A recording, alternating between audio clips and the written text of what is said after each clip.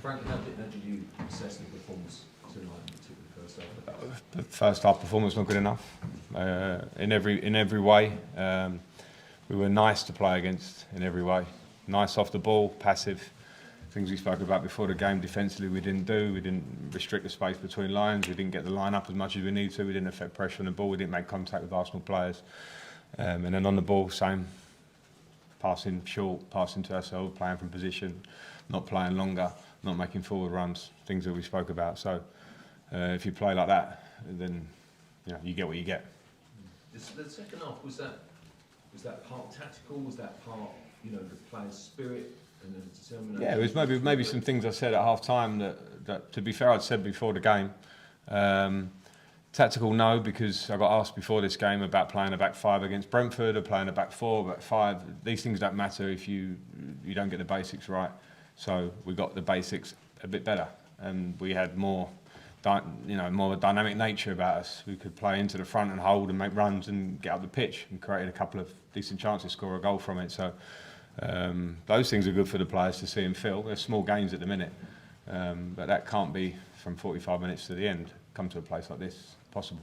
Frank, you just said the players didn't make contact or put pressure on the ball, which is clear to see really from where you sat. But you've kind of defended the players a lot, and that seems like a basic. It seems quite unacceptable really to not like. It is a basic. It is a basic, and it's a lot of things. It's two things. I think it's a mental desire.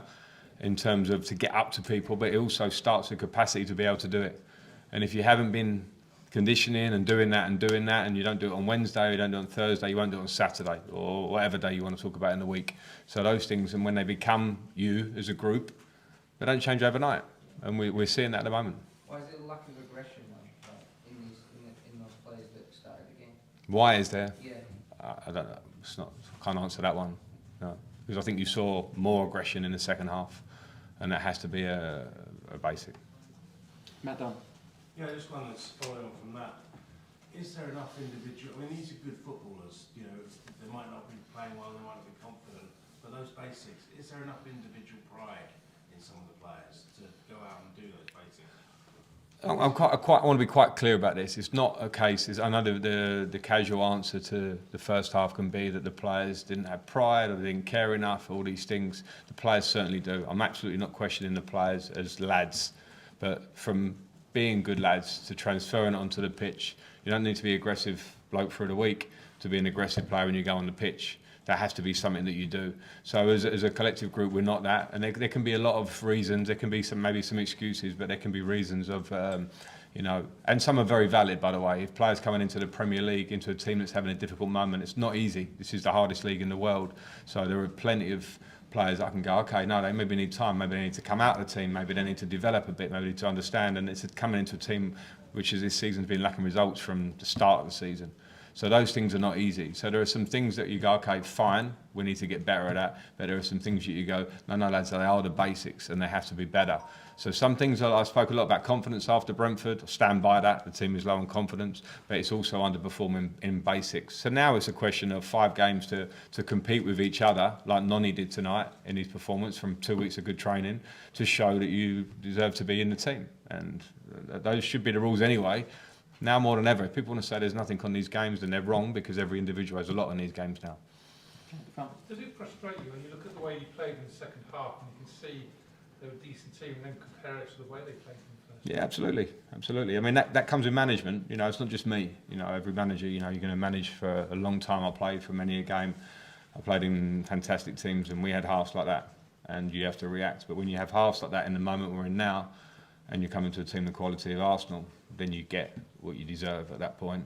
And so then the answer is a little bit too late. It's too retrospective. It has to be from minute one of the game. And be fair, the feeling before the game was good, the energy in the room was good. But at the moment, I know that it's much harder to take good energy. And that's when I say the lads are good lads. It's not bad intention. To take it onto the pitch is the important thing.